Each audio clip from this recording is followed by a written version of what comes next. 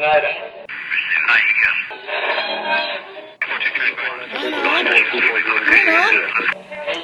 is that you? There, I think I got it.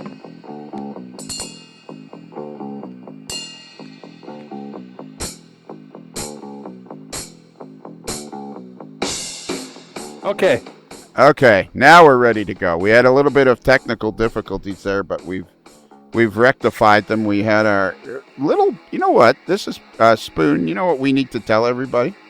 What? Not only is Bruce the moderately agitated mail boy, but he's also fills in for the engineer occasionally. He does. He does. He fixed the technical difficulties tonight, didn't you, Bruce? Yeah, but I never get to blow the horn. That's right. Because that's Spoon's job. Yeah, that's right. That's Spoon's job. Yeah, Spoon blow the horn. Okay. Tonight, this is episode whatever it is. It's probably sometime late summer. It's probably August. The picnic has come and gone. We had a great time. Yes. It was unfortunate that Peter was held for a couple of months by customs. Yeah, Mr. well, Borsch. but Morgan finally sprung him. Yeah, Morgan finally sprung him. Well, we warned him ahead of time, and he wouldn't listen. Yeah, no, exactly. All those N-scale locomotives he had a suitcase full of N-scale locomotives. Maybe it had something to do with the words "not a bomb" on each little thing. yeah, exactly. Yeah, we told him, and he didn't need box cutters.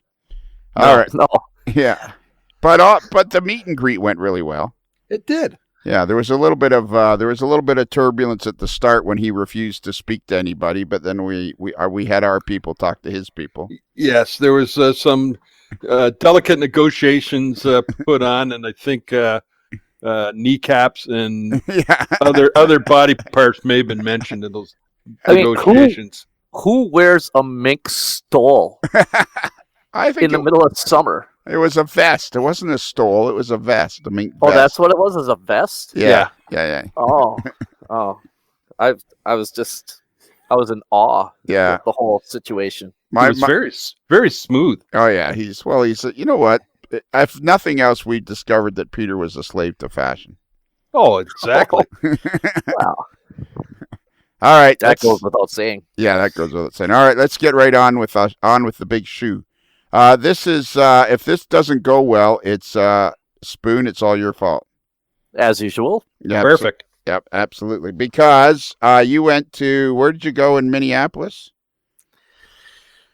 I want to probably say this wrong, but the Railroad Modelers Retreat. Oh, was it out in a forest or something? Kind of, a little bit. It was at a church, and a very nice Lutheran church, and it was kind of out in the woods a little bit. In town, but in the set back in the woods. It was very pretty, yes. And was this like on a Saturday? It was on a Saturday. Yes, it was. And how long did it take you to get there? About 4.5 hours. And did you take lots of photos? I took enough photos. You did all right with your photos. I did okay. I didn't want to fail that part of the mission. No. It's a nice small event. It's not like you're going to have 1,000 people coming through the doors or anything. It's very intimate, very small. It's a very nice, well put together event, and there was a lot of handshaking. Honestly, a lot of hugging. Just because people haven't seen each other for a long time. Good models, and a lot of good conversation and some very, very good clinics. So. And did you hug anybody in particular? I did. I did. I gave Ken Ziska a hug because of the fact that we hadn't seen each other for a long time. And I was kind of hinting around that I was up until even Friday that, I'm not sure if I'm going to make it, blah, blah, blah. And he was still trying to talk me into coming. And I had already made up my mind I was going. I was just kind of stringing him along a little bit. So I just wanted to make it I kind of wanted to make an entrance. And I kind of did. There you go. And you met a fella there named William Sampson. I did. Yep. First time ever met him. Seen his videos on YouTube. on his YouTube channel, and shook his hand and talked to him. And I believe it was his dad that was there with him, and met him, and it was absolutely a fantastic day. Fantastic day. Super nice guy. And did you and William hug it out, or was it because you'd never known each other? You just did the handshake? No. We'll save that for future meetings. As we grow in friendship, I think that'll probably become a little maybe more prevalent. Not. Yeah, so. Exactly. All right, so that's who we have on tonight is William Sampson from Minneapolis, or we'll find out exactly where he's from. And he's modeling the SOO, what does he call it? SOO The Milwaukee Road? Yes. Yeah, it sounds kind of weird when you say it out loud, doesn't it? It does. It does. It just sounds like there should be something in between the words SOO and the Milwaukee Road. Yeah, but it's just SOO The Milwaukee Road. So that'll be the first question we ask him. Why is it SOO The Milwaukee Road? Spoon, seeing as how this is your fault, you go get him out of the green room. Oh, Jesus. Every single time I've got to be the one to go down all these steps. Just about the time I get myself all squared away. Don't ding your dome. Yeah, Bruce the mailboy used to always do that. He was always dinging his dome. And William, are you there? All right. Yeah. Boy, this is fantastic. Watch your head when you come out of there. I don't know why the door is only like 6 foot or 5 foot high. It's definitely a little people door. Yeah, it's a little people door. Be careful there. By little people, I mean children. That's what I refer to my kids as. Oh, okay. Well, that works. Make sure you don't sit on the one end of the couch there because it's a little wonky. All right. Yeah, we're not sure what happened there. No, it's like sitting in a hammock. This is interesting. Yeah, the state hazmat team won't even come and look at it anymore. Yeah, exactly. Well, they might want to check out that green room. That green room is definitely a small one. I think it might be a broom closet because there's a couple of brooms and a couple paint cans that I was sitting on. Oh, who put the paint cans in there? That's an upgrade. So it's William Sampson. Where are you from, William? Yeah, that's correct. I'm from actually from the Maple Grove area in Minnesota, which is actually about 20 minutes northwest of downtown Minneapolis. And are you a native of Maple Grove, or? No, I live here. I actually grew up out in St. Michael, which is probably about 40 minutes outside of the Twin Cities, or about maybe 35 minutes or so. And that's where I grew up, went to high school. And from then on, I ended up going to the University of Wisconsin Stout. And then after graduating, kind of bounced around a little bit and ended up in Maple Grove. University of Wisconsin Stout. So do they drink beer there, or what? Stout, like as in stout beer? Is that what you're talking? Well, that should be probably the logo of the campus, but it's definitely not. They do have stout beer available, but I think it's the Stout family that they actually the university's named after. Okay. Oh, Bruce left the room again for a minute. He's coming back, and he left the studio for a minute. Bruce keeps leaving the studio. All right. Where'd you go, Bruce? Did you have to do a job there? The internet gods are looking poorly upon me tonight for some reason. Well, I don't know why, because you're right here in the studio with us. I know. I don't know. Okay, so our first question for you, William, is why is it called SOO The Milwaukee Road, your YouTube channel? Well, it actually originated, I didn't know what to name the channel at all, and I like the Sioux Line Railroad as well as the Milwaukee Road, but as we know, the Milwaukee Road, if anybody that doesn't know it, they went into bankruptcy a couple times, and, not that the acquisition wasn't a good one for the Sioux Line, but to play on words, it's kind of like, well, sue the Milwaukee Road, sue them again, bankrupt, or whatever it might be, they might have financial problems, so that's kind of where it came from. But the bigger backstory on it probably just is I like the Sioux Line, the Milwaukee Road, and I just put the two together. Okay, and you left out the line. Oh, that's that is true. I guess again, probably just playing on the play on words, but using a merger. I do the merger year of 1985, and since it's the Sioux Line and the Milwaukee Road, I guess I also merged my name together. It is kind of confusing to find, but if you look in YouTube and you type out the word SOO to make sure we're spelling Sioux correctly. SOO and then the Milwaukee Road. Okay, and so did the Sioux take over the Milwaukee Road, or did the Milwaukee Road take over the Sioux? The Sioux Line actually acquired the Milwaukee Road in 1985, and they became active in 1986 as the merger was official. Was that Spoon? Was that the end of the Milwaukee Road? Say yes. I can neither. I can't answer that question. It's too terrifyingly difficult. But okay, fine. Yes, it was the end of the Milwaukee Road. Yes. It's an emotional scar. It is. It's a very emotional scar, and yes. For those who that we try to relax, Spoon. So let's introduce everybody. We have our pal Spoon, Mike the Spoon Ostertag, all the way from Green Bay, Wisconsin, home of the frozen tundra of Lambeau Field. And then we have Bruce, the moderately agitated mailboy. And of course we have me, Lionel, and we're all on the 48th floor of the Stuart L. Sterling building in downtown Busted Knuckle, Kentucky. Okay, so you were William, were you like you say your dad's a model railroader too, eh? Yeah, that's actually really kind of what got me started into the hobby itself. I know a lot of times people ask, did you have a Christmas train around the tree? And I never did have that. I had a railroad in the basement. Ever since I could even remember, it's always been, you hit your head on the underside of the railroad because that was what was there. But he's really the one that kind of got me into it. But our family also has a railroad history. A number of them had worked for the railroad. So that gave him the interest. And then he did the modeling and kind of passed it on to me. Okay. And how big of a layout does he have? So he's in about a 22 by 22 square basement. And I actually did feature his on my YouTube channel of the GN in 1970. And I kind of go over the railroad itself kind of piece by piece, but give an overall view of the railroad at the very end. I kind of cover what the railroad looks like. But yeah, it does fill the whole basement. And has he been working on that particular layout for years and years and years kind of thing? So this is actually the second one. That's a good question. My dad had one that I had remembered as a kid. I think they tore that down. He had built it back in the mid 80s. Tore it down about 91, 92-ish, and they started building the one that you currently see.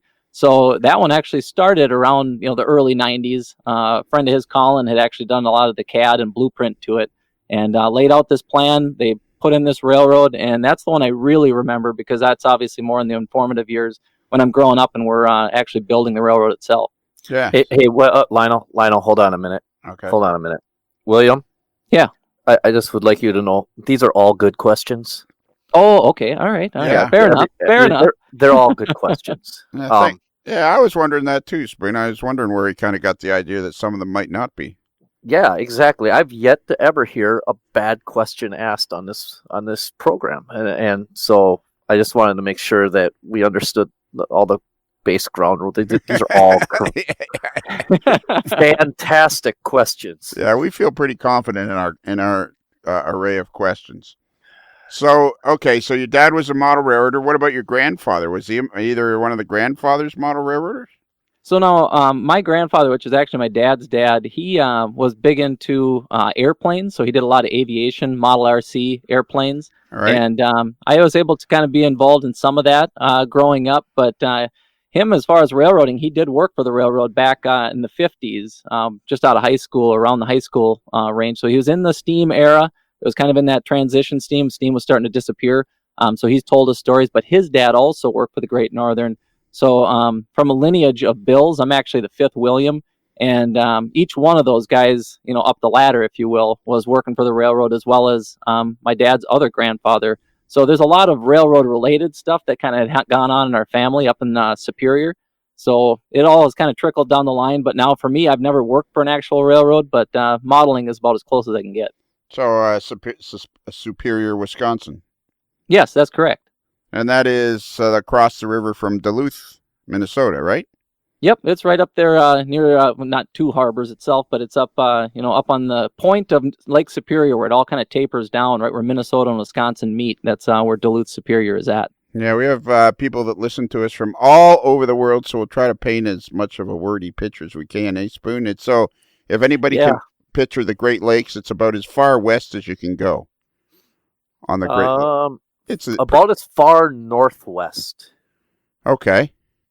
About as far northwest. Like the state of Wisconsin has that little boil type looking thing that juts out. Or no, that's Michigan. Never mind. No, yeah, there's a state of Wisconsin. Let me look. Crying out loud. Oh, jeez. It's my driver's license and everything. You got your microphone. It's as far northwest as you can go. Okay, Ish. cool. And it's and what is comes out of Superior mainly comes out of Superior. They do a lot of taconite that actually comes up out of the Iron Range, goes into the ore boats.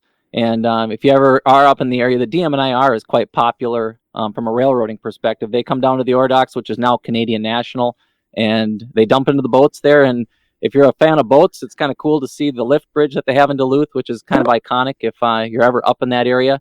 And you can see those boats coming in and out of the harbor. And, it's kind of cool from a rail perspective, too, because it's kind of the melding of vehicles to trains to water and, not trains, planes, and automobiles, more of trains, vehicles, and boats. Did you say the DT&I was in there? No, the DM&IR. DM&IR is? The Duluth, Mesabi, and Iron Range. Okay, and how big of a railroad was it? I don't know the actual size as far as the roster itself, but they were really heavy into a lot of the SD units. They did have a lot of DC traction motor power, so you get a little different sound out of them, but it's a lot of tonnage. I think up in like Iron Junction area, they have some of the highest tonnage per railhead that you've got kind of in the United States, thanks to a lot of that iron ore. I'm looking at a map of Lake Superior right now, Spoon, and I think it's just about as far west as you can go, buddy.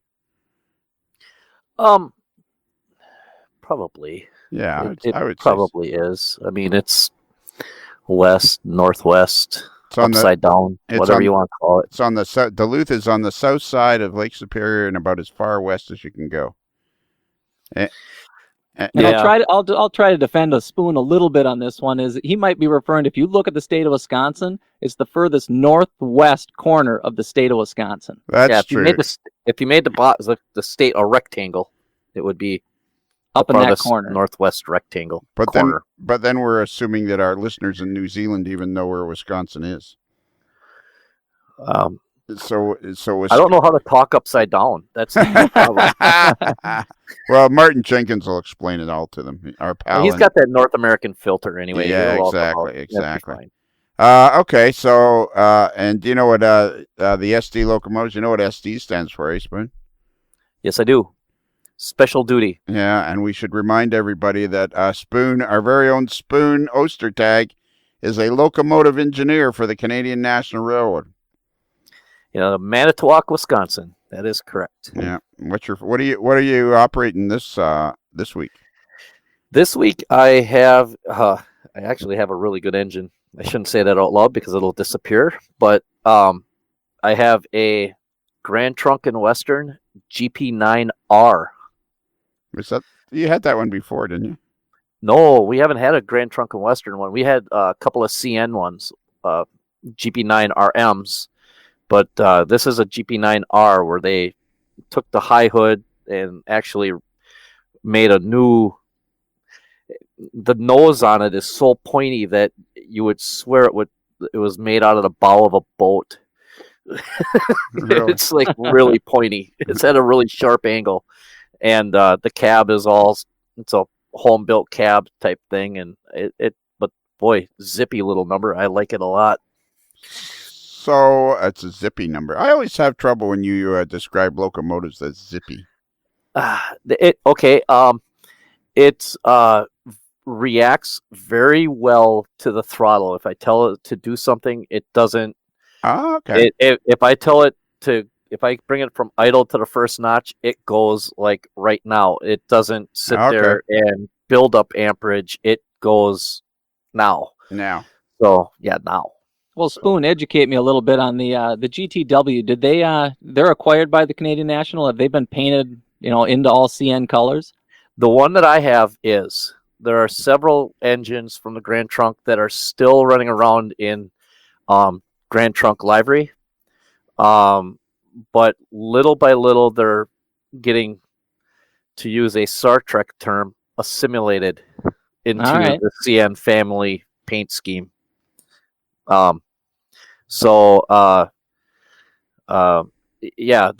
one is painted in CN colors, and I will see if I can.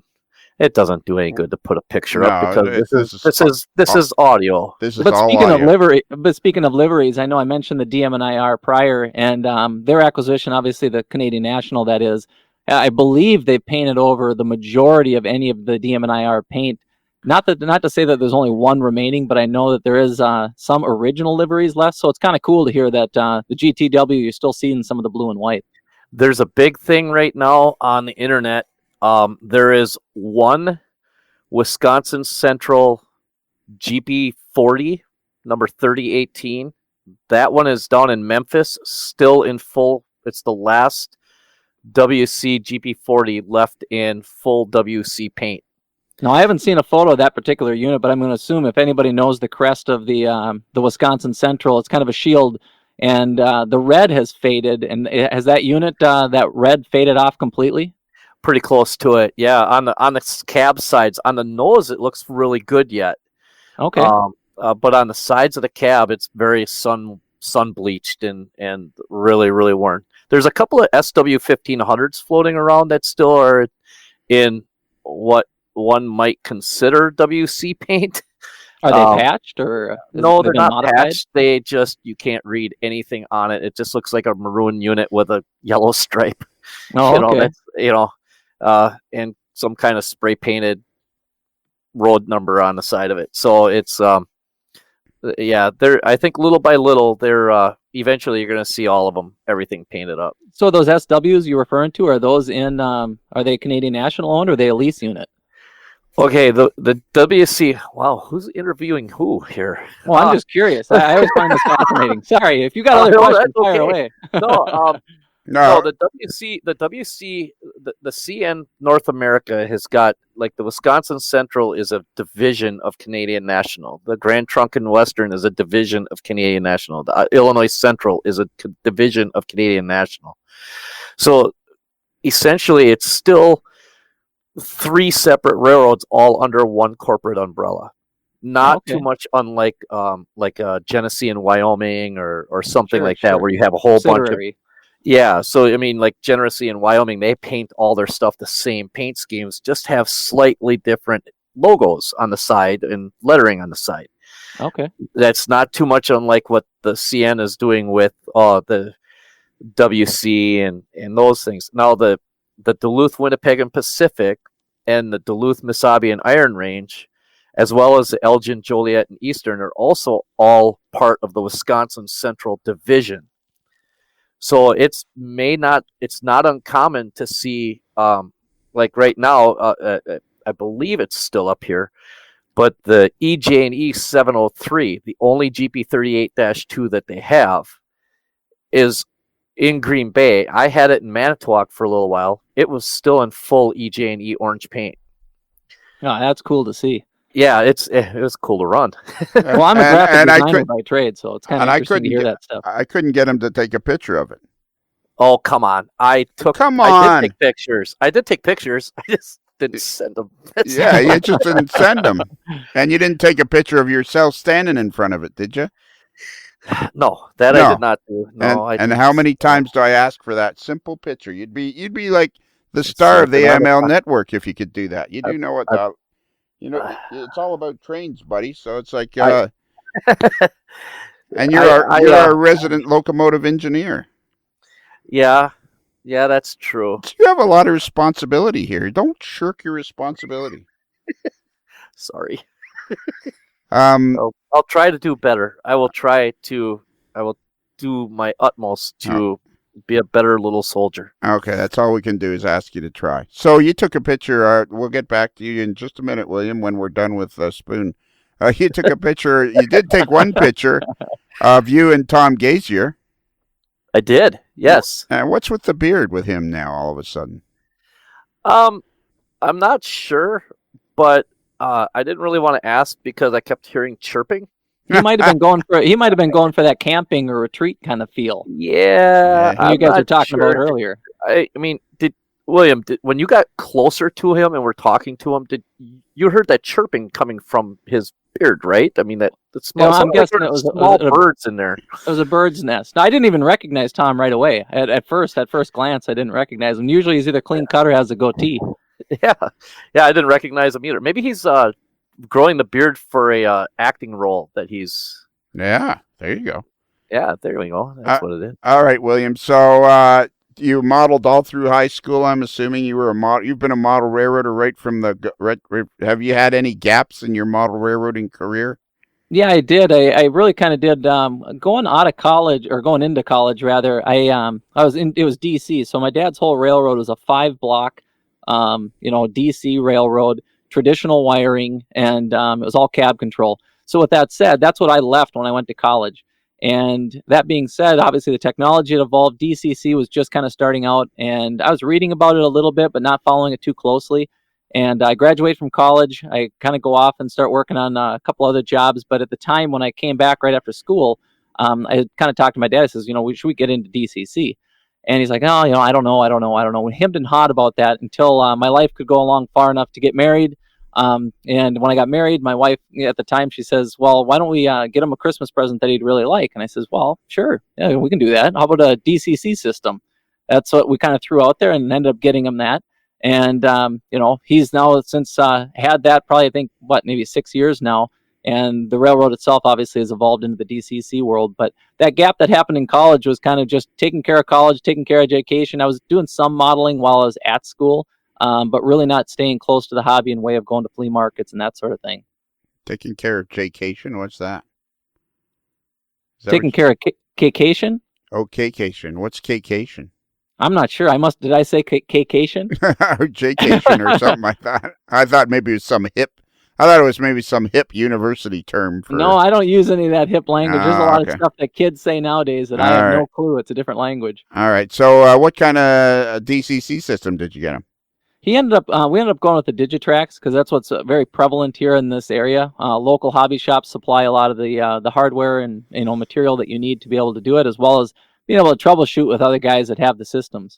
Yeah, for sure. That seems to be a standard. Is like if there's some areas if everybody has Digitrax, they all go Digitrax. If everybody has NCE, they have NCE. Although I think NCE is making inroads in everywhere. Absolutely. I've heard a lot of great things about both. Yeah, well, and that guy, Jim Scores, Spoon, have you ever heard of that Jim Scores guy? Oh, yeah. Yep, Jim. The guy that owns NCE. Bruce, have you ever heard of him? Bruce is on mute. On mute. I was on mute. Yes, I've heard of Jim. You know what I just had this is well after the picnic, so people will hear this after the picnic. Yeah, I came up with a great idea a couple of days ago. I'm going to get you your very own personal T-shirt. Oh, God. Oh, boy. And you know what it's going to... I'm actually going to spring for 2 or 3 of them so you have a change. Okay. And you know what's going to say on it? I'm on mute. I'm on mute. Perfect. I think I'm going to have the oval maybe... maybe 6 inches across, and then I'm on mute right around the oval. I think it's going to be beautiful. Well, that'll go great with the sunglasses that he has that has the eyes painted open. So if he's taking a nap, he has his I'm on mute shirt. Everything goes hand in hand. Exactly. I can just sit in a chair. Nobody will bother me. Yeah, all right. There you go. So how did you end up? So what are you modeling? Are you modeling the SOO or are you modeling Milwaukee Road?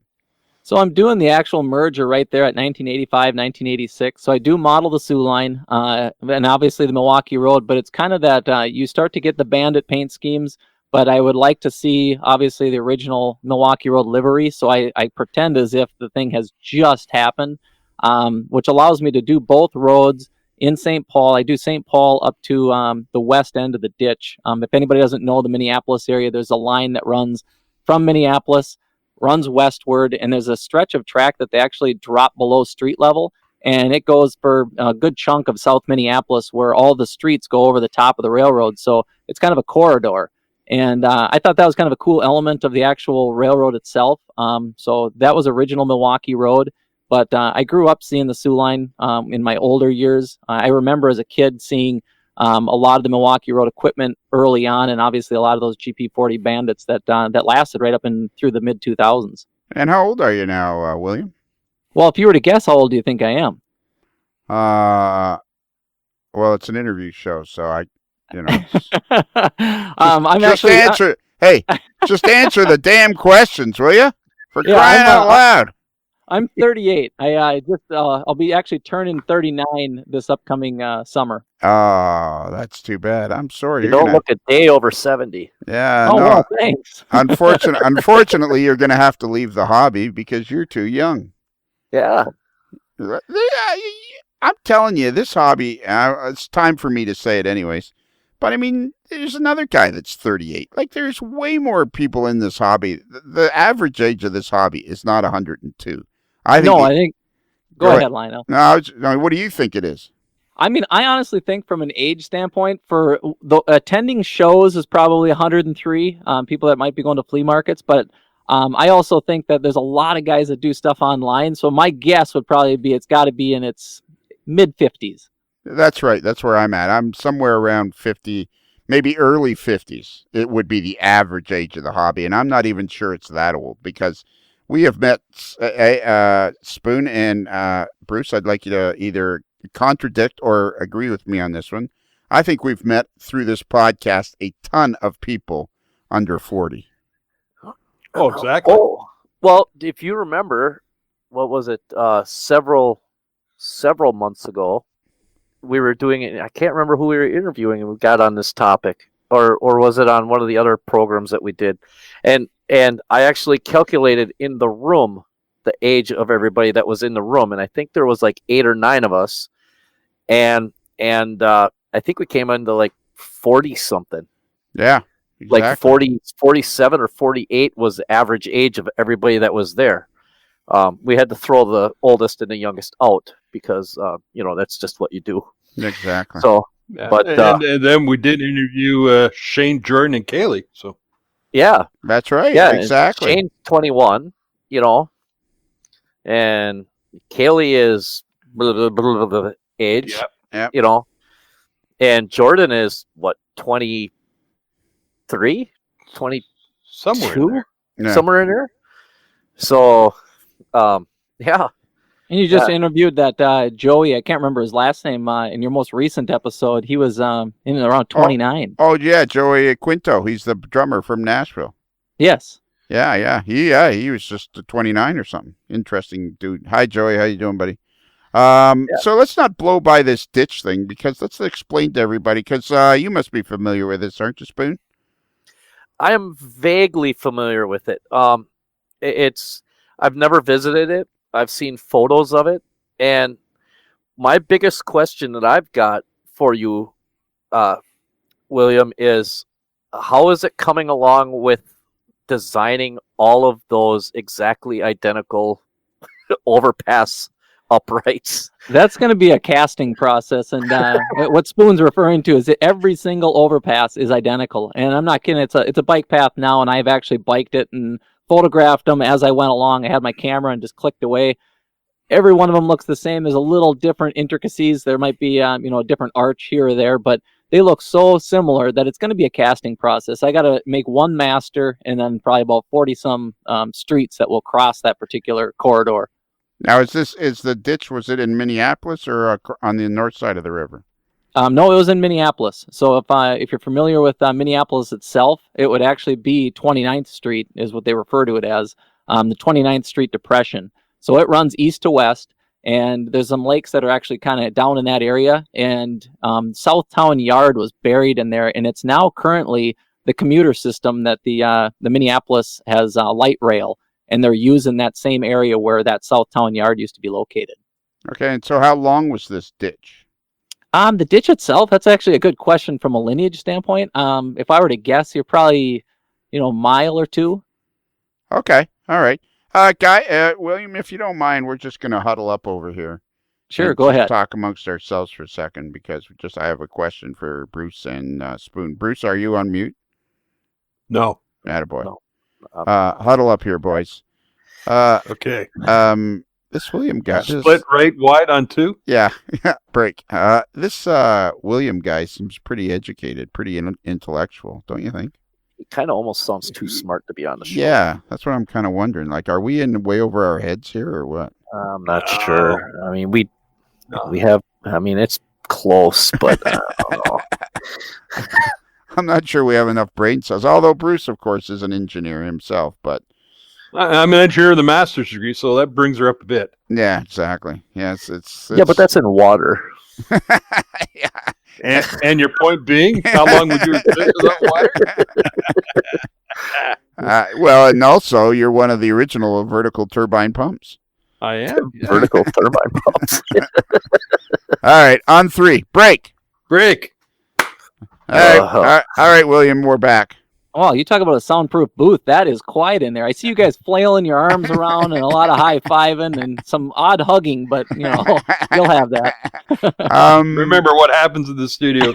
Yeah, stays. Sorry, I didn't mean to paint such a clear picture. Okay, so I'm looking at a Google map of the Minneapolis-St. Paul area.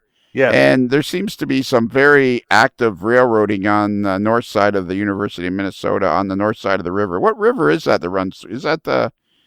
What river runs through Minneapolis-St. Paul? So you've got the Mississippi River that cuts through there. That's what you're seeing in the yard you might be referring to. It'd actually be Union Yard. And even further north of that then is actually Northtown Yard. Northtown Yard used to be an NP yard, Northern Pacific. And the Union Yard used to be actually a Great Northern Yard, which now is all BNSF. And is it a fairly active railroad town? Oh, yeah. I mean, in terms of the action that comes through, Northtown is definitely the heartbeat. The SOO line or the Milwaukee Road's connection there would actually be Humboldt Yard, which is just west of the Northtown Yard. But from a railroad standpoint, you can see a lot. One of my favorite places is actually referred to as Raymond Avenue Yard, and that's the Minnesota Commercial currently. Anybody that visits the Twin Cities, it's well worth looking up. I mean, people have heard about it and they might have seen it, but you have Elcos are running there. They've got U-boats, so they've got GE power. But it's cool to be able to check out what I call kind of a classic railroad, because it's full of what would be kind of your 57 Chevs or your classic locomotives still operating. So they're still running some of the engines that I cut my teeth on with the former Green Bay and Western Elcos. The 316 is still running over there. Some of the C420s run over there. It's cool. It's a very cool location. 316 and 318 are the two that they've got their former GBW. They also have 311, which I believe is that the 424 you're referring to. 311 is the 424. I'm not sure what happened to the other three that they got, but the 311 is a former Green Bay and Western unit. Yep. And GBW is? The Green Bay and Western. Yeah, I know. Yeah, you got it. I have to look at a picture, but I believe the 311. No, I don't need to look at a picture because it just came to me. The 311, ironically enough, was the very first locomotive I ever had on a job as a brakeman for the Green Bay and Western, and it was also the lead unit on the very last number 1 to leave Green Bay, in which I was the brakeman on. All right, I'm typing in Google right now. Green Bay and Western, 311. Let's see if we can get a picture of it. Let's see if a picture will come up of it. There it is. And were you wearing a blue shirt? Probably. That's a pretty sweet looking unit. What it's painted as now. Oh yeah, was it red and were they red and silver? Red and black with white checkerboards on the sill. Okay. Did they have silver trucks?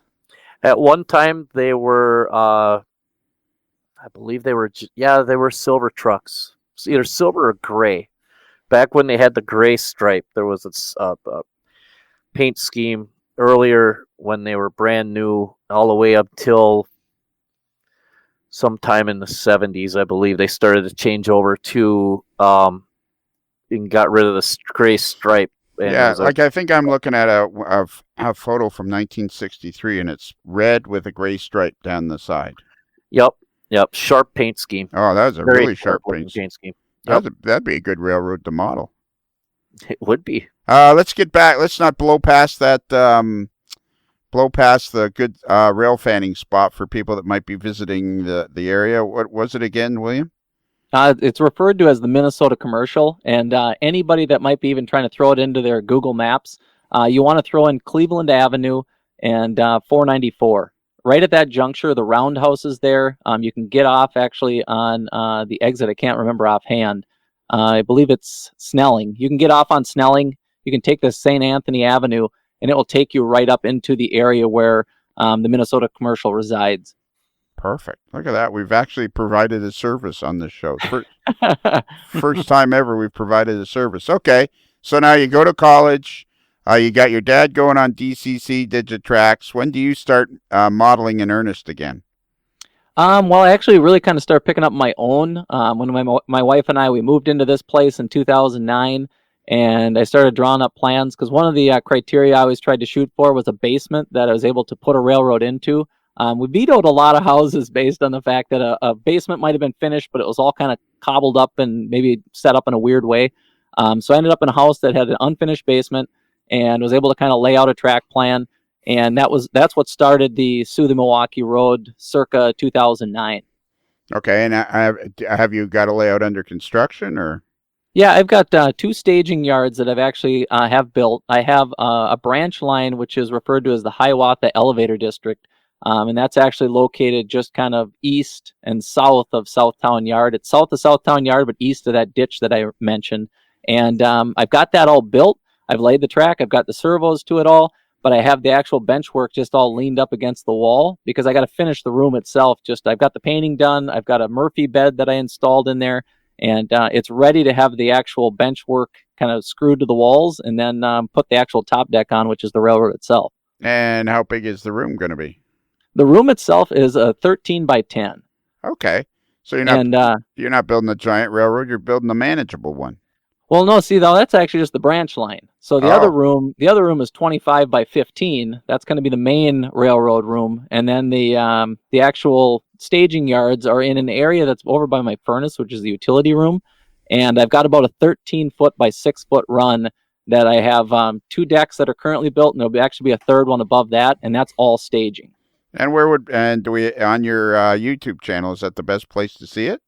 Yeah, to be able to see the progress that I've been making. Again, if you search SOO The Milwaukee Road, that'll find the channel.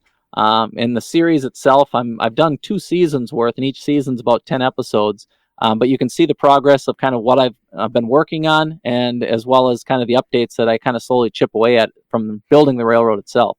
Yeah, your videos are high-end quality. I highly recommend people go and look at them. These are the kind of videos you can enjoy, and you're very good at narrating them. So is this kind of a hobby that you like to do as well, or? Yeah, it is. It's kind of entertaining. I try to throw a little bit of comedy in there just to kind of keep things light. I do look at detailing some stuff. I don't go into every single step that I might take, but I try to give people a general idea of what I'm doing. And then the updates themselves is just kind of an overview and a look at what type of projects I'm working on or the actual spaces that I'm working within. And it's fun. I like the digital side because my history is actually, I have a career in photography and graphic design.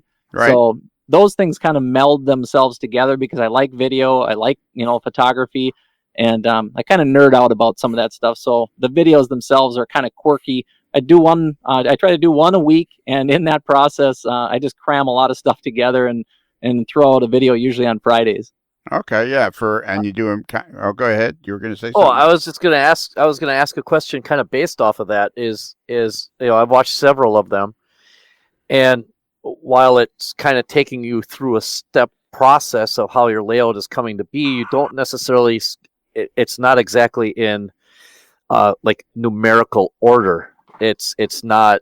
Well, here I've done this. I've done this. I've done this. You integrate different. You seem to integrate different thought processes as you go along, and so it's how do you come up with what you decide you're going to do for a video for a particular week? Do you just go down into your basement and say, oh, I've got to work on this piece of track, so I'll just video it? Or do you say, well, I'm out rail fanning, maybe I'll take a video of this stuff and use this for my to show how I'm doing my research or something? How do you come up with the process for the subject matter on your videos?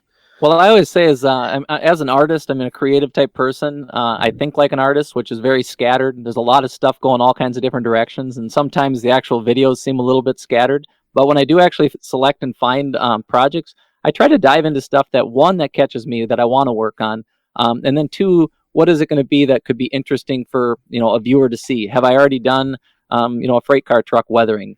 I've covered that, but then also have I covered a locomotive truck weathering? It's a very similar process, but I go through a little different steps, so I might actually hit that.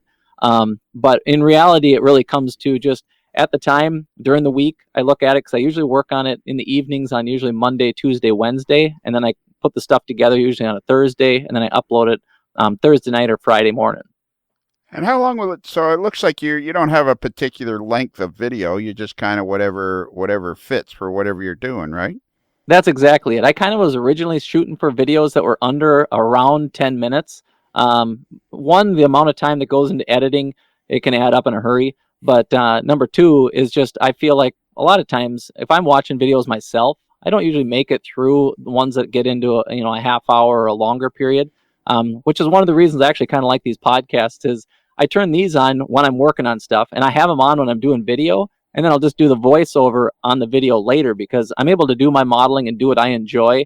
I just document it as I go, and then I edit it together and throw the video together. So how did you find the podcast?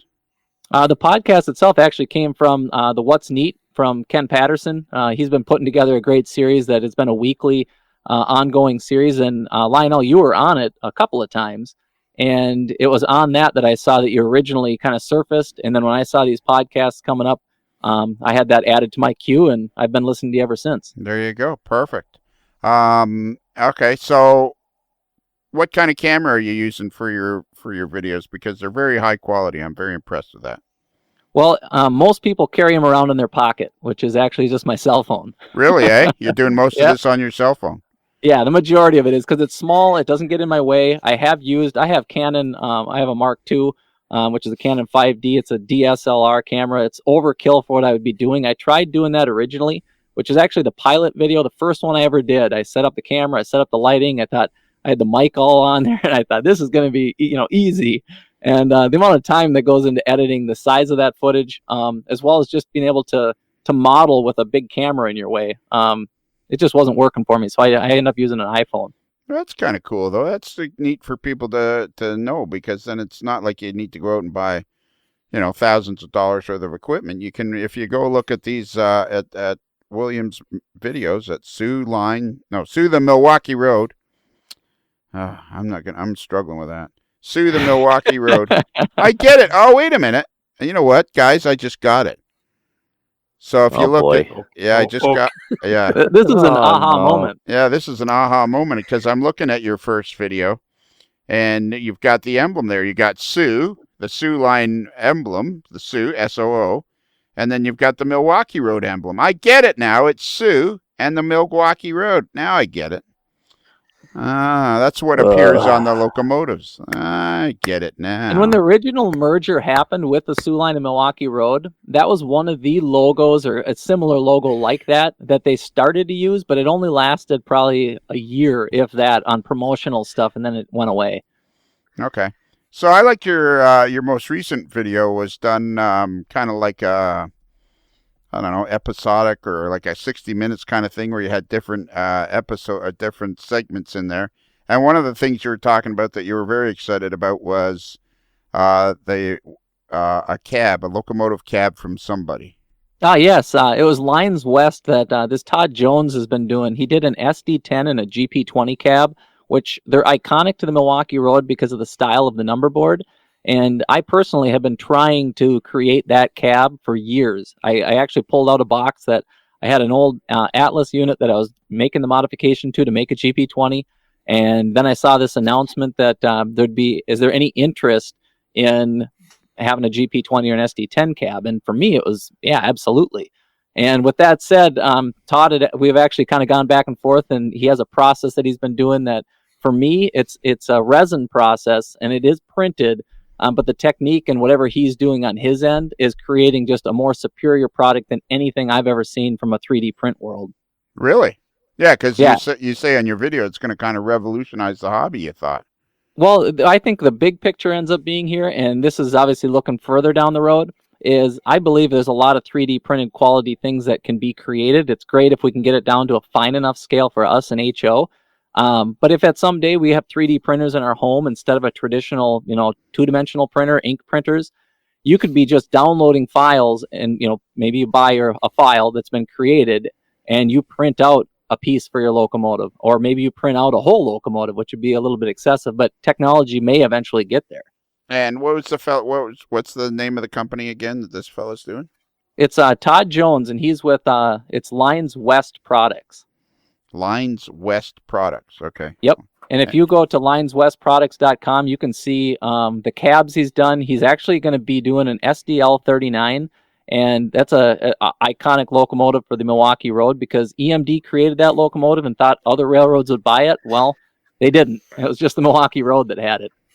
Yeah, they were hoping that other railroads would buy it. Yeah, it's a 6-axle, kind of a short, funky thing. It's almost like a GP40 with 6-axle trucks, a nubby little tank, and it was meant to be able to go on a little bit. It ends up being, is it a horsepower or lightweight that they're looking for? On All that? right, time out. Don't anybody move. I think I'm gonna have a moment here. Okay. Spoon, was it not the SDL 39 your favorite locomotive? Yes, sir. I remembered that. I was so excited when I saw him when I saw that William was talking about it. I started thinking to myself, and it took about a day, but I started thinking to myself, I think that's the one that Spoon liked, the SDL 39. I ran every single one of them.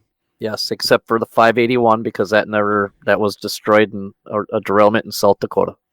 And were you wearing a red sweater in one of them? You betcha I was. Do you happen to remember what engine number was my favorite one? It was 5 something. Thanks. That narrowed it down. Well, 537. You were close. 587. Well, if you just close in that 3 on if you just copy it and flip it around, you got it right on the head. Oh man, 587. The SDL 587. And do you know why I like that one so much? Because it was, don't tell me, let me guess, it was nimble. It didn't have a lot of pulling power because it was too light. So it could only pull 2 flat cars on a downhill grade. Well, I don't remember specifically why, no. Because the paint had faded to the point where it was almost all orange and black again. Oh, that's right. Yeah, too. Yeah. But it didn't have, that engine didn't have much. I remember you telling me that engine didn't have much pulling power. They, on their own, they would pull okay. They were, 2,300 horsepower on a. They're actually shorter than a GP9 by about, I believe it's 6 or 8 inches. And William is right. I mean, they had I believe a 1,500 or 1,800 gallon fuel tank on them. Very small, export 6-axle trucks. You put one of those on a job, zippy little number. They were go-getters, but they didn't like to go anywhere where you had to pull a lot of weight by themselves. Now you put 2 of them together, pull anything you want all day long. So anything. They were go-getters. You just couldn't go and get it. That's exactly it. They didn't like to play. They didn't play well with others either. They didn't like to. They didn't like to play with SD45s. They didn't. So a lot of times they would try to keep them together if they could. Yeah. That was a fun little engine. What did the L signify? Lightweight. Okay. They were designed to replace the aging Elcos in southern Minnesota and in South Dakota. They were designed to replace them. And for every, I may have this wrong. I'll have to go to my Milwaukee Road know-it-all people, but I believe for every one SDL 39, they were able to take out of service 2 Elcos. Okay. Does that sound right, William? You sound like you know a lot more than he does. Yeah, no, I don't know if I compare it that way. It is, he's right in that regard. They also had those SW1s that were on lightweight track. They used to run 4 of them in a row, and I don't know if it's along those. Is that along those same lines in southern Minnesota? Yeah, I believe it is, or some kind of.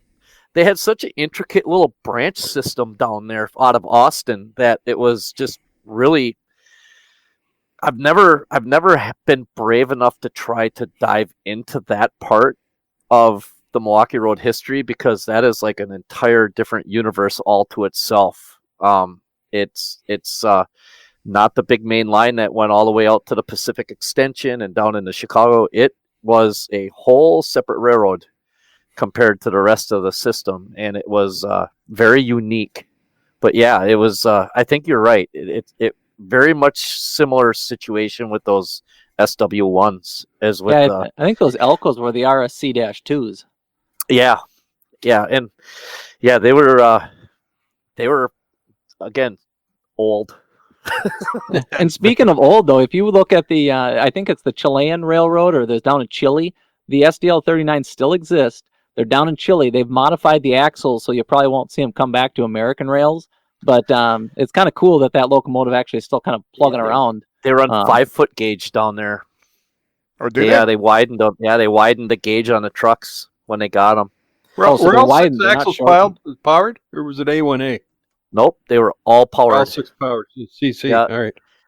They were a CC axle arrangement, and I know there was a big push when the CN took over in 2001 to try to keep them here, and there were a lot of the Wisconsin Central people not trying to keep them here, and it kind of fell on deaf ears. It didn't fit in with what everything else that they had, and I think mainly because of the trucks. The trucks were very difficult to maintain because there was only a handful of examples and parts for them. So. And they have an odd wheel spacing. When you mention those trucks, it's not a traditional EMD truck. It has a weird configuration. It's too close and then one distant, or vice versa. Yeah, it almost kind of looks like they have a GP9 truck and said, "Oh, by the way, let's put this on the back." Yeah, it does. If you really look at it, there's like the two that are kind of close together, and then you have that one that's a little bit, it's kind of like the brother nobody wants to talk about. So.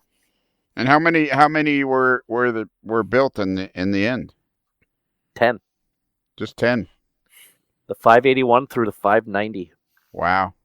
They never changed numbers their entire career. Yeah, they got 5 of them in like 1969, and they got 5 of them again. I believe it was in 1972. And that completed the 10. Yep. Wow, that's crazy to have it to be that unusual of an engine, eh? And that elusive of an engine. It is an engine that in the model railroad world, no matter what scale you model, it is, if you're modeling the Milwaukee Road in any capacity, it is I would say the crown jewel of locomotives that you would have on your layout. And I see Overland Models made one. There's a brass model of it from Overland Models. Yeah, they did. I had one at one point.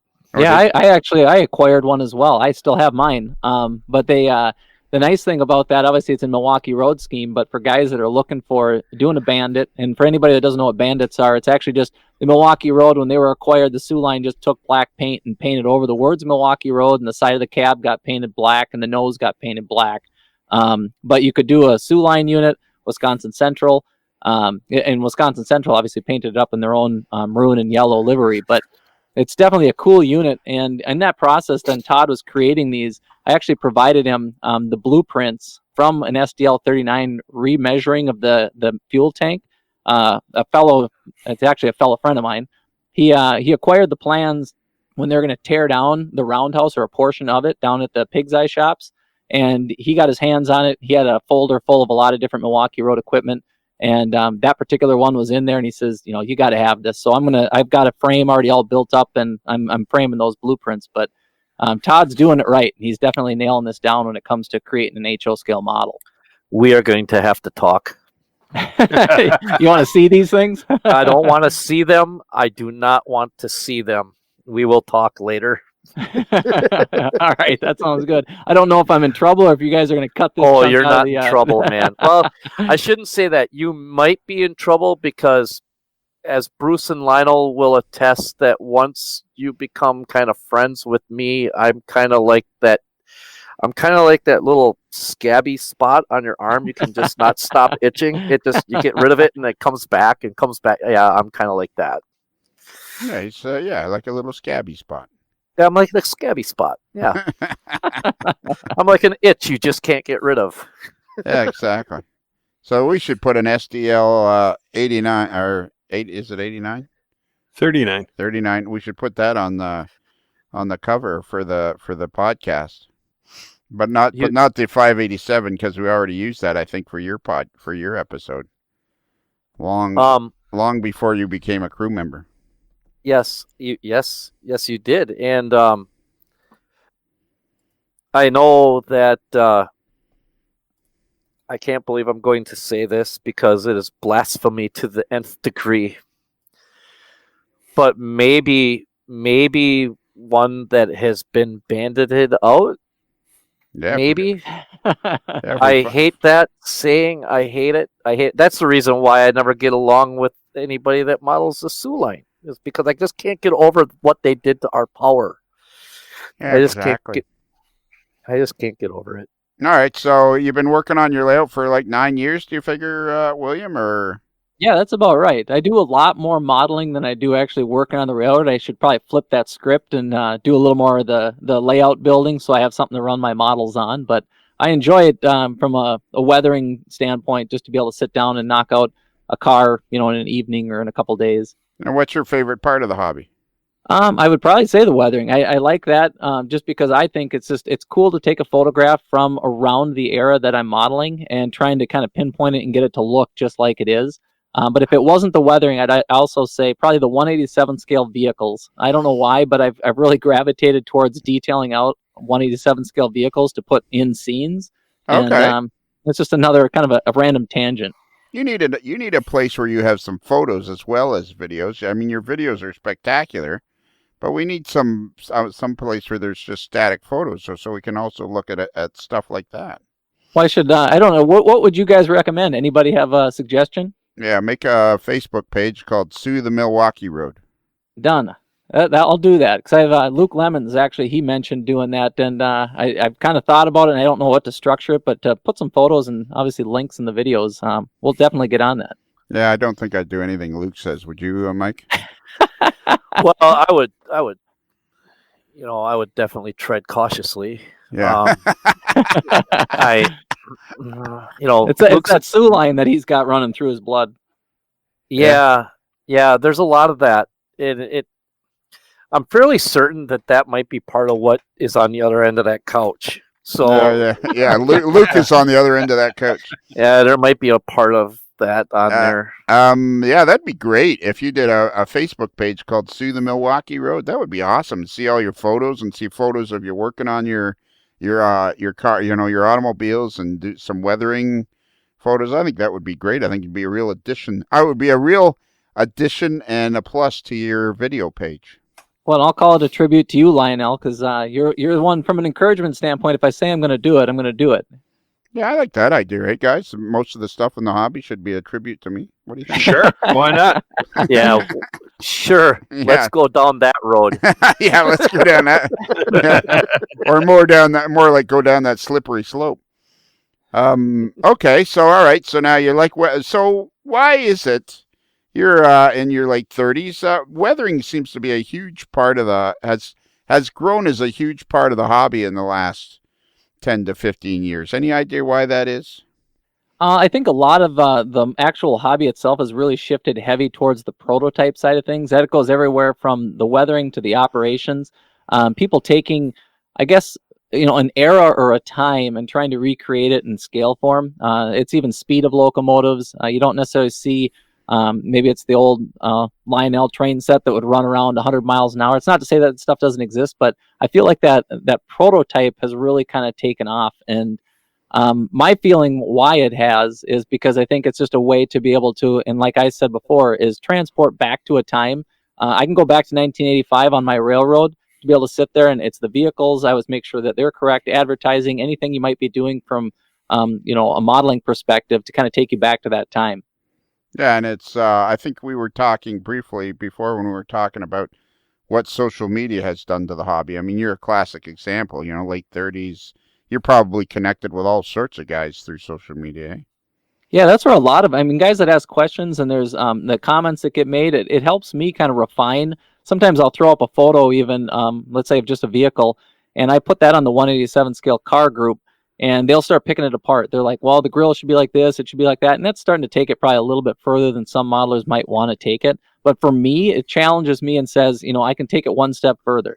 And from the social media element, my wife is actually the one that kind of encouraged me to kind of do more of these episodes. She says, well, why don't you do them like once a month? I'm like, once a month? I'm going to up that. I'm going to do it 4 times a month. Or, I'm going to do it once a week. Because that's given me kind of a time then to say, hey, I'm going to knock out, and I usually try to do 3 segments. I'm going to knock out 3 things each week. Sometimes it might not all get completed in that particular episode. I did an SW1500, for an example. I ordered it online, and when it showed up, it was in a lot rougher shape than I had seen in the pictures. And I started kind of bringing it back to life. Well, the standards started getting higher. I'm like, I need to fix the grab. I need to repair this or do this, that, and the other. And that turned into I think 3 episodes because I was only working on it maybe an hour or 2 during the week. But it's a way to relax. It's a way to kick back and not feel like I have to worry about everything else that's kind of going on in life. I can kind of focus on this one little project, which happens to be a locomotive or a 187 scale car. Yeah, exactly. And just connect with people and have and you enjoy it. And I think more and more people are going to do the video. We need, how many subscribers do you have?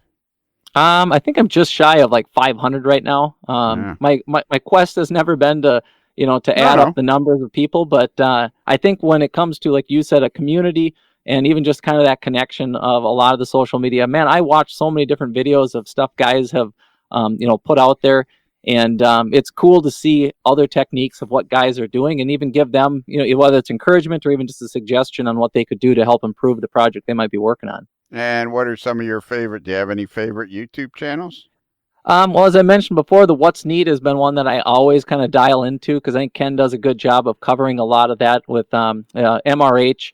They've got their segment. I think he does their once a month podcast. But that's one that I follow closely. I do also follow that Tom Klomoski. I think you interviewed him, a little while back. But his stuff is fantastic. I like the pace that he does, the weathering that he does. So I think even if you just search Tom Klomoski, that's his channel, and he does a short line down in, I believe it's Georgia. Yes, he does the Georgia Northeastern, I think it's called. Yeah, so those are a couple of my favorites that kind of stick out.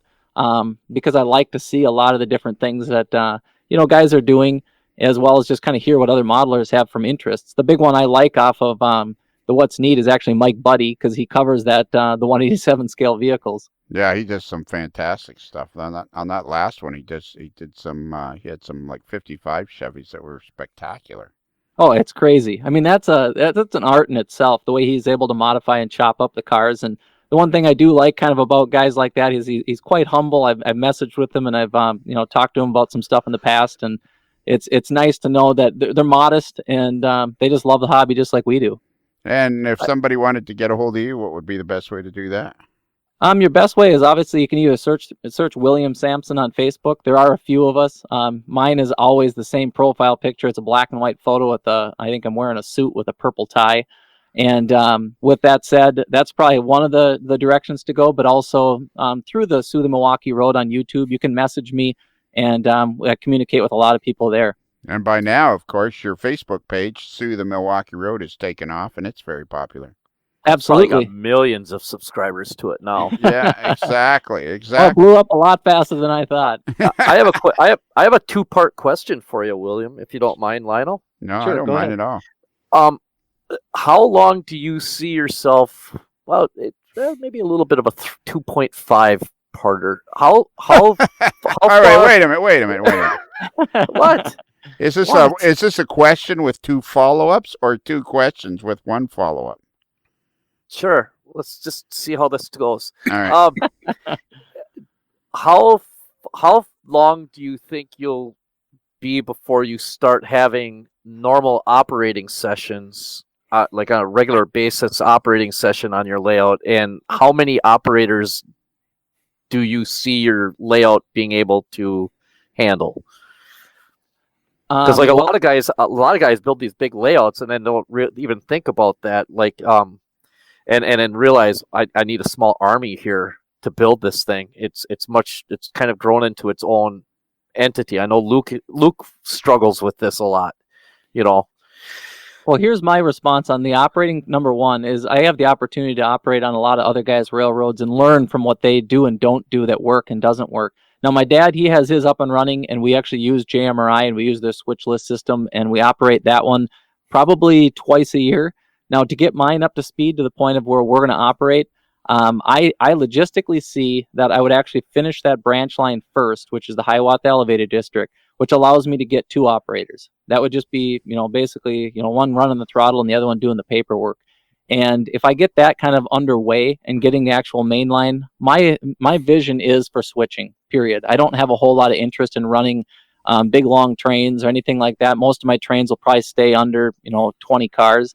But the actual operators themselves, I've got it planned down to having 3 or 4 guys is what I think is comfortable.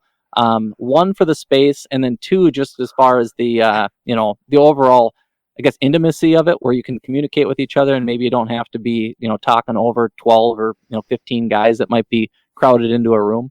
But right. That's what I would envision, and that I think for my railroad would be the direction I'd be going. Okay, well, and on top of that, because that's very important to be able to understand exactly what your, the vision for the layout and everything is, and how many you'd be able to handle. Do you live behind a cornfield, or is there a cornfield behind you or your house of some sort that you might be able to handle camper parking?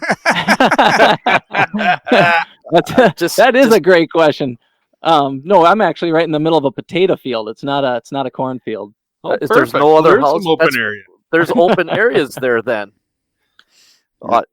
Lionel, this guy's got some potential here. Yeah, exactly. Twin City Stocks 2023 or something? Yeah, exactly, exactly. We can, if the 36 footers might be an issue though, because it is probably, a little tight space in there, but that's all right. I've been, while Spoon's been ambling on here, I've been looking at your episode 9 of your second season of videos. It's your production value is great. We got to get more people watching these videos. These are great videos. Awesome production. Indeed, they are. Yeah, thanks. I get a kick out of it, and like I said, the quality from I add a little comedy in as far as the the editing is concerned, but it's usually just for myself. I get a kick out of it. The one that I'm gonna have up, you'll see if you ever look for the GN in 1970. I'm doing a series on how anything that's Great Northern, Northern Pacific, SPNS or Spokane, Seattle, and Portland. And I'm doing that particular segment on projects that I work on for my dad.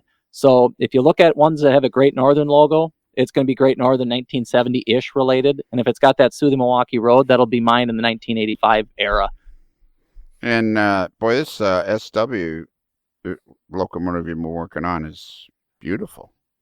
Yeah, it turned out nice. Now that was it was an online purchase. I bought it on eBay, and it had stuff bent up. It had a sound system in it. I think it had MRC decoder. I pulled that out and I put in a TCS WOW sound decoder. And speaking of things and details that I don't always get dialed in on, and comments from other viewers, is a guy pointed out that if you listen to the sound on that SW1500, it's turbocharged.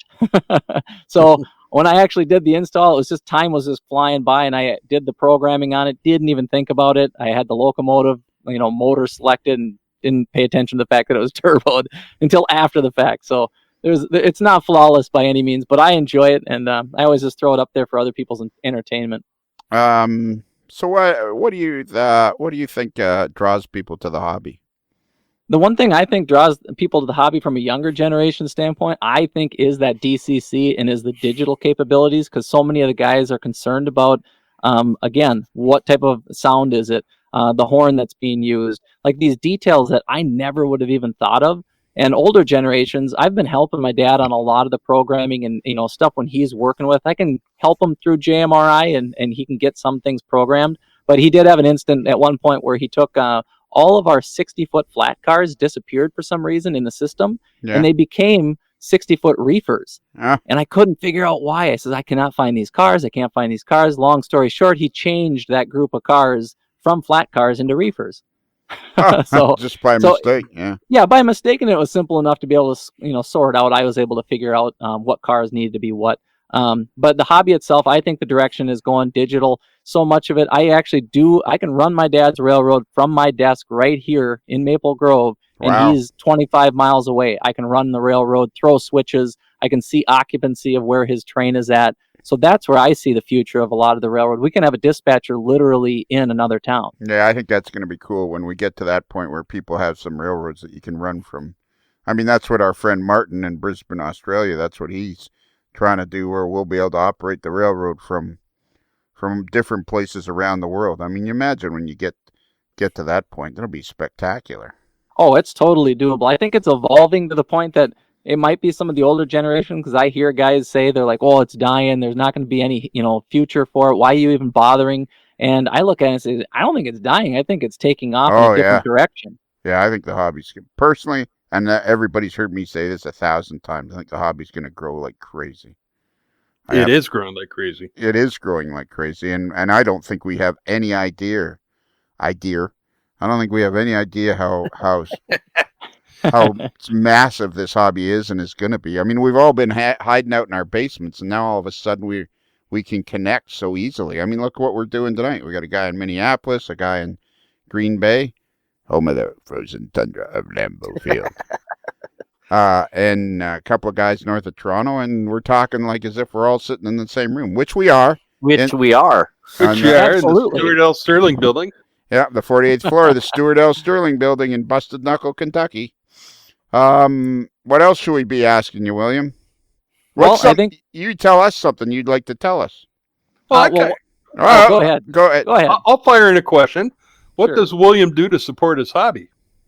To be able to support the hobby, I do graphic design. That's my main line of income is graphic design and photography. So anytime I have commercial related or just photo shoots, I go out and do them. But it also frees up a lot of my day. I do have 3 little ones, which I am home throughout the day with the 3 little kids. And when my wife then comes home from work, a lot of times I head downstairs, I knock out a few hours of graphic design work, and then kind of trim off to the side and start working on some of the modeling too. So that's kind of how I end up funding it from a financial perspective. So you're a professional graphic artist then? Yep. In fact, I actually just had worked with the SOO Line, or not the SOO Line. It was actually the Milwaukee Road Historical Association on vectorizing the logo, the Milwaukee Road, as well as their Chicago, Minneapolis, or is it Chicago, Milwaukee, St. Paul, and Pacific. So those logos, I vectorized them, which means I basically traced them and created a format so they can take it from a postage stamp, or they could make it as big as a billboard. And having that skill set in my back pocket, if you will, it's able to help associations like that. But it makes it cool from a decal standpoint, because then I can make accurate decals, and hopefully they're able to then produce and create items that they're able to use an accurate logo as well. And you know what thought just popped into my head, Lionel? What was that? You've been looking for some. He disappeared. Oh, we lost Bruce. Yeah, too many words.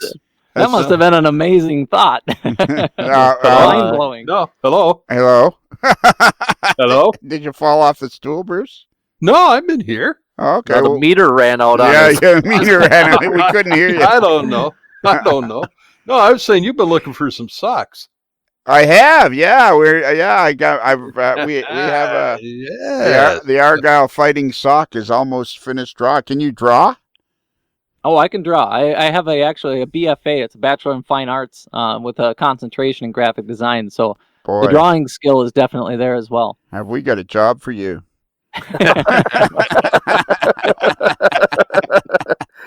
Because one of our regular contributors to the AML network is Chris Atkins, who lives in Argyle, Texas, which just happens to be the home of the Argyle Fighting Sox. Perfect. Yeah, so we're drawing a fighting sock for our logo, but we're struggling getting it done. Well, first you gotta finish Bruce's T-shirt. I can put together. My mic's on mute. No, I think I'm on mute. I'm on mute. There you go. Yeah, that's all we need is I'm on mute. So are you like self-employed as a graphic artist then? Yep, I'm a contract graphic artist. So any of the jobs that I do, I bid them out, and if I get the job, I do it, and if I don't, hopefully next time I get a better bid. Right, and does it keep you reasonably busy? Yeah, it keeps me really busy. It kind of has its ebbs and flows because I work with some close clients that I do a lot of work for, and when I do large numbers of projects for them, I don't have to bid anything out at all. But that also, like I said, it helps when I've got our little ones. If I know something's coming up or if we're going to go on vacation, I can either just wave my hand goodbye, I'll see you in a week, and be able to enjoy life and watch the kids grow up. All right, cool. And that vectorizing is hard, eh, Bruce? Bruce is gone again. Now he's on mute. No, I think he did fall off the stool. Yeah, at least give him a hand and help him up. Yeah, let's everybody give him a hand. We've told him to fix the chair many times. He refuses to listen. Yeah. Serves him right. He used to sit on What? What? Well, you were gone again. Were you on mute? Jesus. I think you should go get the paint cans out of the green room and sit on those. Yeah, did you fall off your milk crates? Now he is gone. No, he is gone. So, do you do a lot of your own? Do you do a lot of your own decal work then, William? Do you? Yeah, I've done a lot. I've done. I guess I do the M&S, which is the Minneapolis, North Field, and Southern. That's a railroad that ran in the Twin Cities, kind of in the South Minneapolis area. And there's no real decals for a lot of the specific things I'm doing. I do a lot of the numbers and obviously the moniker. And to be able to do that, obviously from a graphic standpoint, what I end up doing is taking a shot of the thing that I'm going to create, which might be a truck or a flat car, and I can literally vectorize and create my artwork off of the actual cars to get the right fonts, to get the right logos, to get the right size, and then I scale that onto a decal sheet, and I usually get them printed out about an 8.5 by 11 sheet. And I've tried a few different manufacturers that have created decal sheets, and I'm still looking for one that can give me. I'm very particular on alignment to make sure that the alignment is good, as well as some of that really small lettering that we obviously experience in the HO scale. But yeah, I've created my own, and I've created quite a bit, as well as freelance roads that there's other modelers out there. Gary Friesman, he's an operator that we go over and work on his railroad, and he has the Arkwood and Rice Creek. And I created actual Arkwood and Rice Creeks on my railroad to kind of pay homage to him because he's the one that got us into operations. But I created then my own decals. I put together the cars, and I hadn't seen Gary for a few years. And at one point I stopped him. I said, "Hey, Gary, take a look at this car he created." And he looked at the thing. He said, "Where'd you get that?" I says, "Well, I made it. I made my own because it looks like the ones he has on his railroad." And I don't know if he thought I lifted it or why I had one, but I thought it was just a cool way to do it. And that custom decals is definitely the way to go. So what layouts do you operate on? I've been fortunate enough. We've been regulars over at Gary's. He's actually in Montemita, which is the northeast rather of St. Paul. And I've been operating on his for probably about 3 or 4 years now. But I've also gone to a few other smaller ones that have now since been torn down. Bruce Stafford, he had a railroad that we had operated. And I guess locally here, there haven't been a whole lot of individual railroads outside of my dad's, Gary's, obviously Bruce, and a few other guys that have invited us over. But I kind of help encourage a few people that haven't operated to kind of get into it because it makes it fun. I go down and operate on my dad's, or I can even operate my own little yard just by printing out a switch list and building the train. And it might take 15 minutes, might take an hour, but it's kind of a fun little pastime. Have you ever been to Minrail? That I haven't. We've been asked to be on Minrail, to have my dad's railroad on Minrail, but I personally haven't been to it. Oh, okay. All right. What about Cheese Rail? Are you going to go to Cheese Rail? I don't know, but it sounds delicious. I love cheese. I went to Wisconsin, so I always I enjoy cheese, but I've never been to Cheese Rail. Yeah. Spoon's working on Cheese Rail. Aren't you, Spoon? Sure. Yeah. Yep. All right. So anything else you want to tell us, William? I think we've asked you lots of questions. I appreciate it. I do have one question, I guess, back to you guys before we wrap this up. But what got you guys into doing these podcasts? I love the sound of my own voice. I was threatened. Yeah. At least everybody's being honest. And we would ask Bruce, but he's on mute. Yeah, Bruce is on mute again. He's here, but he's on mute. Oh, he's off mute now. Hello. So we started this podcast because Bruce got me onto our sister show. I insisted I didn't want to be on, and then the moment I heard my own voice, I went, "Man, I love the sound of my own voice.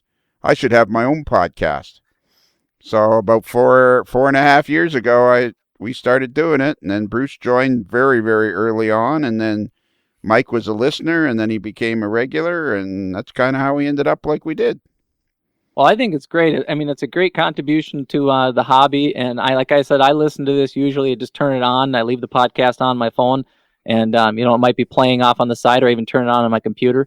But I appreciate all you guys that put out the content that you do. I mean, hopefully the SOO The Milwaukee Road will contribute some of that as well.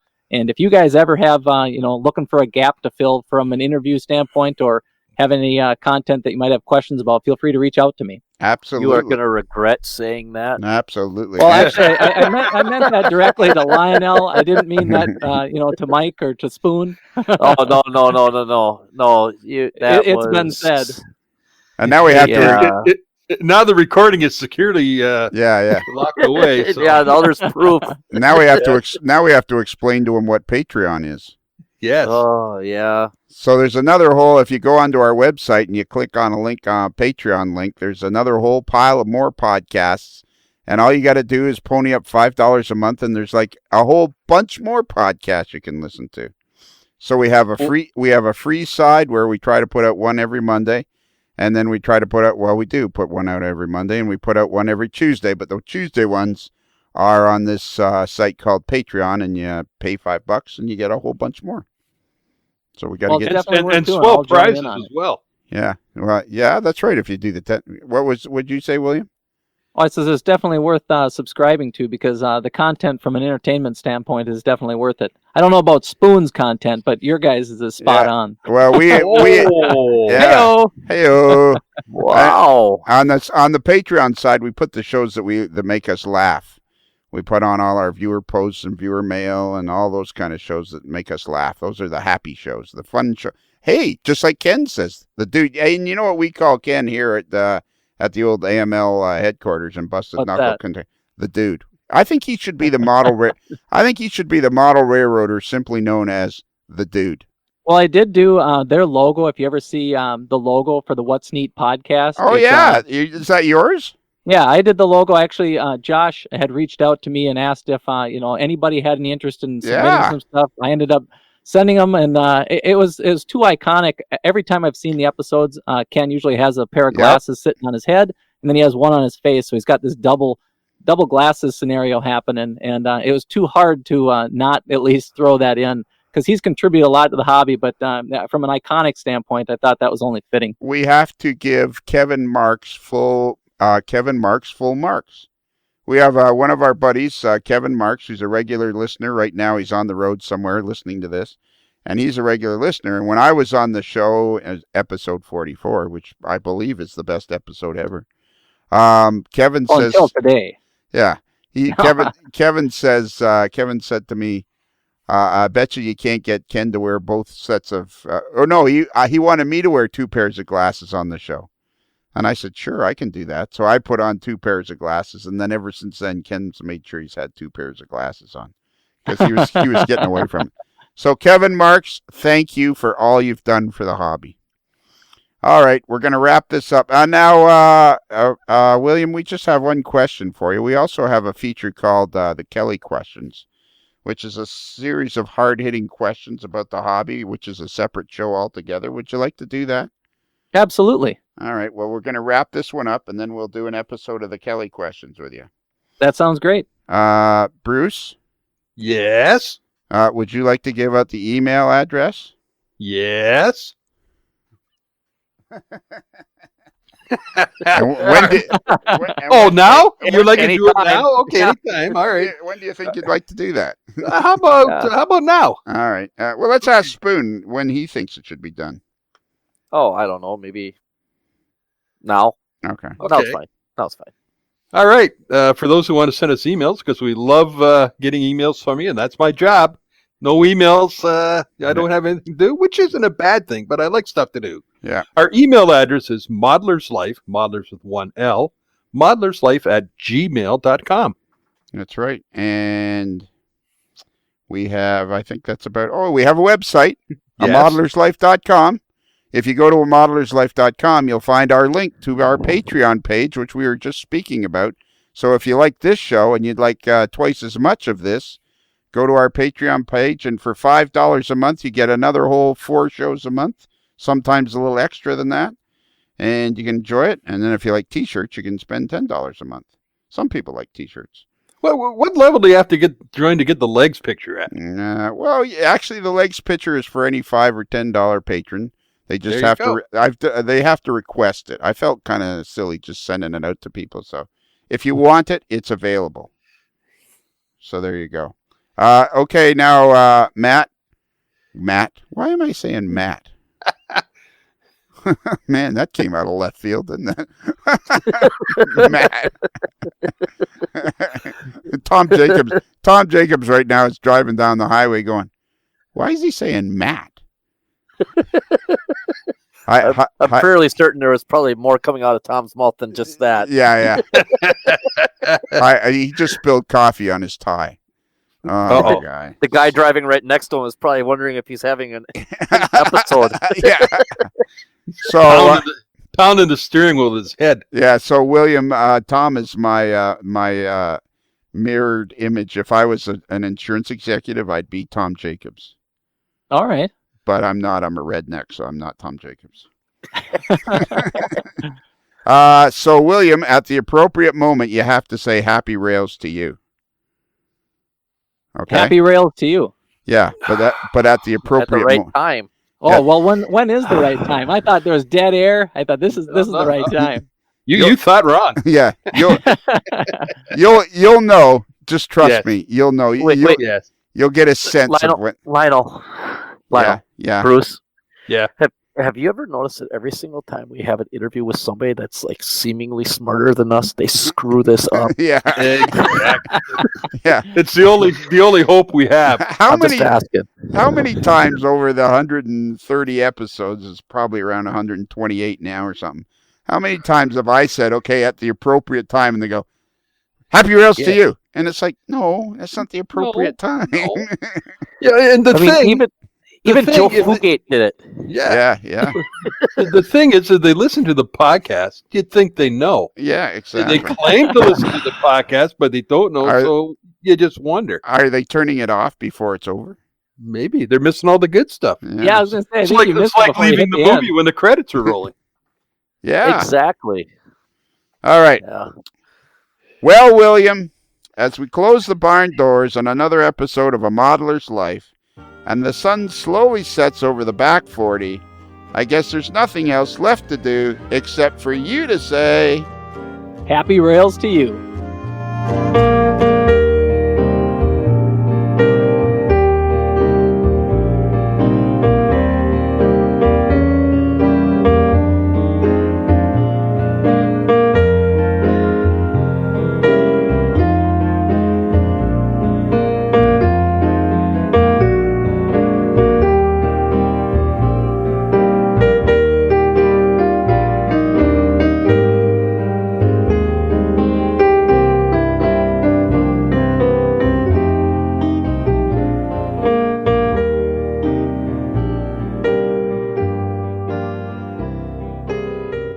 While in Busted Knuckle, guests of A Modeler's Life podcast stay at the Casa del Sol Motor Court and Inn, where late night dancing at the Rumba Room is a magical event to be experienced.